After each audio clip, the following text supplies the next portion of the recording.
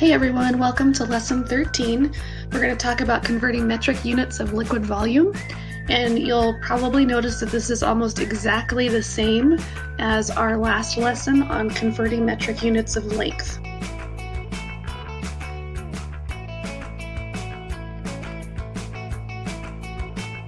You probably remember this from last week. The only difference is that since we were talking about volume, we're not using meters, we're using liters. So that's going to be our base.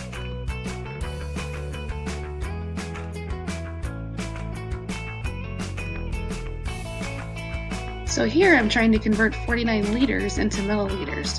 So I'm going to start in my base since it's liters. That's where 49 is going to go.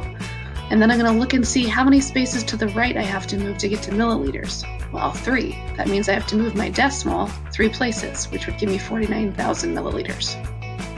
For this conversion, I'm going from a smaller unit to a larger unit. So I'm starting with 508 milliliters. So I'm going to put that in my milliliters box. And since there's no decimal in 508, it goes at the end. To get to liters, I have to move it 3 places to the left, and that leaves me with 508 thousandths of a liter. Here's another example of converting from a smaller unit to a larger unit. This time I'm going from centiliters to liters. So I start at centiliters. Again, my decimal is at the end of my number since I can't see it to start with. To get to liters, I move 2 places to the left and do the same thing with my decimal. So that gives me 4 83/100ths. For this example, I'm converting from a larger unit liters to milliliters. So if I start with 2.9 liters, I look and see how many places I need to move to get to milliliters. And that would be 3. So I move my decimal 3 places, and that leaves me with 2,900. Again, with this example, I'm going from a larger unit to a smaller unit, kiloliters to liters. So I start with my 41 kiloliters in my kiloliters box and count how many places I need to go to get to liters, which would be 3, and move my decimal the same number of spaces. So that would leave me with 41,000. For this example, I'm doing the opposite. I'm going from a smaller unit to a larger unit, which means I'm moving my decimal to the left.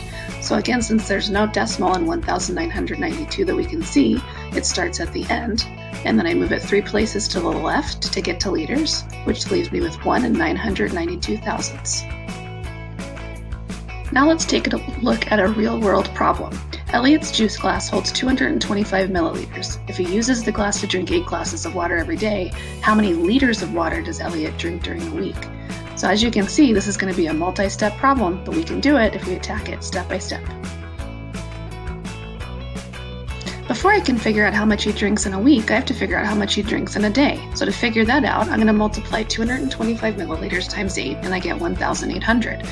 Then I would multiply that amount by 7, which would be 12,600. That's how much he drinks in a week in milliliters. Now I just have to convert it to liters. When I do that, it's 12.6. How about this situation? Marin's water bottle holds 665 milliliters. Winter is carrying 2 water bottles. Each one holds 35 hundredths of a liter. Who's carrying more water, and how much more?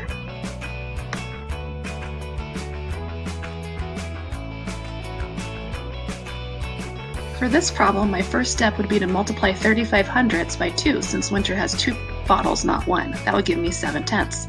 Now I'm going to convert that into milliliters, which would be 700 milliliters. Then, to find the difference between Marin's and Winter's, I'm going to subtract them. So 700 minus 665 is 35 milliliters. So that's it. Are you ready for assignment 13? If not, and this is seeming confusing, wait until after our math meeting so that you can get some more practice.